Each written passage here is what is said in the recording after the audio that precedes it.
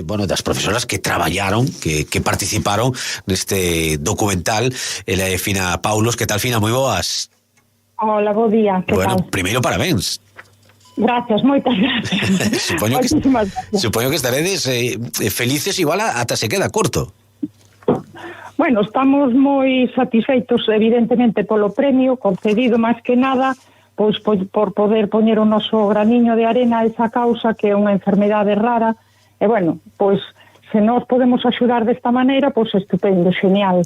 Bueno, porque isto IA, de inteligencia artificial, é síndrome de Rett, unha historia de esperanza, que era non sei se documental, non? Co que participades, ademais, basándovos, neste síndrome de Rett, esta enfermedade rara que sufre unha rapaza de Ponteceso, falábamos con Xoana aí unhas semanas, a familia de Daniela. E como surde todo, bueno, pois, de poñer en marcha este proxecto, este traballo? Como empezades? Bueno, pois todo isto levouse a cabo entre outro compañero máis eu, Óscar Rey, que empezamos o curso pasado pois a traballar un pouquiño co que son distintas ferramentas de inteligencia artificial. Traballábamos na aula cos rapaces e, bueno, empezaron a xurdir así como pequenos certames, concursos, entón un pouquiño para ir animándos, e vimos que tamén era unha boa ferramenta para motivar os rapaces, e ademais coincidiu que o primeiro sitio ao que nos presentamos, un concurso do Sergas para fomentar a doazón de órganos e tecidos entre os rapaces, entre a mocidade, pois resultou premiado. E a partir de aí fomos collendo rapaces que para isto, para aquelo, este concurso coincidiu que no verán o meu compañero enterouse da posibilidade de participar neste concurso, puxémonos en contacto coa familia e dixéronnos adiante, prácticamente en menos dunha semana puxemos a idea, puxémola en práctica e tivemos a sorte que gañamos. Bueno, pues nada, pensado de última hora, a verdade foi pensado así algo de última hora. Oye, pues nada, pues a veces as cousas veñen así, ven que igual ese estrés de hai que facelo xa, pues axuda a fomentar a creatividade e que as cousas se fagan. Esta curtametraxe que, bueno, do que se trataba era deso, ¿no? De amosar o día a día, de como é a vida de Daniela neste caso con síndrome de Rett. Sí, a enfermedade de síndrome de Rett é un trastorno xenético neurolóxico que afecta principalmente ás nenas, o que lles provoca, pois, que vayan tendo unha perda progresiva das capacidades motoras e máis da fala.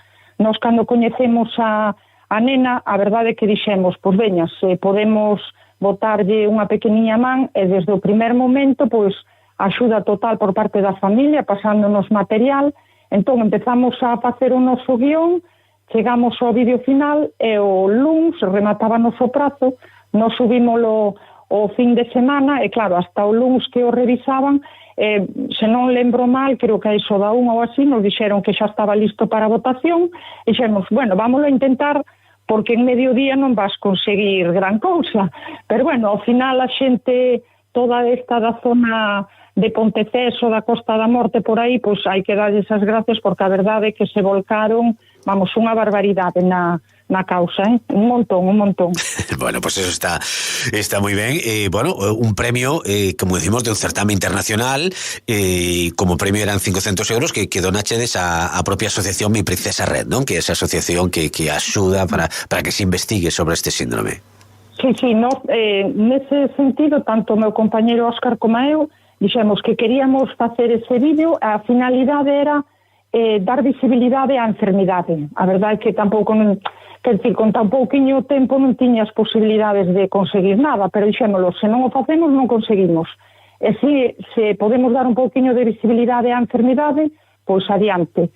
Desde o primer momento que comentaba, tanto el como eu decidimos que no caso de que tivéramos a sorte e gañáramos, que yo íbamos dar á familia para que era cousa deles. Nós simplemente puxemos o traballo. A nai xa dixo que eles o que querían era doalo logo para a asociación, para seguir investigando, máis, para as cousas que necesiten as nenas que padecen esta enfermidade. Bueno, pues moi ben, a verdad que, pues un premio, causa solidaria, a verdad que está estupendo. Oye, en vista do éxito e de seguir presentándovos a máis certames? Sí, xa temos varios pendentes. De feito, a semana pasada xa fixemos outros 3, outra compañera do centro, Marta, presentou tamén con un par de rapaces, Óscar fixo outro tamén con un par de rapazas, e eu tamén fixen outro. Pa cousiñas así, sempre un pouquiño ca finalidade de motivar os alumnos, claro, e de incorporar estas novas tecnoloxías que están saindo ao mercado, pois darlles un sentido útil, demostrar que tamén poden ser ferramentas positivas pois para adquirir valores sociais e competenciais no alumnado. Claro, claro, porque a inteligencia artificial, bueno, pode ter moitos perigos, pero pode traer tamén moitas cousas boas.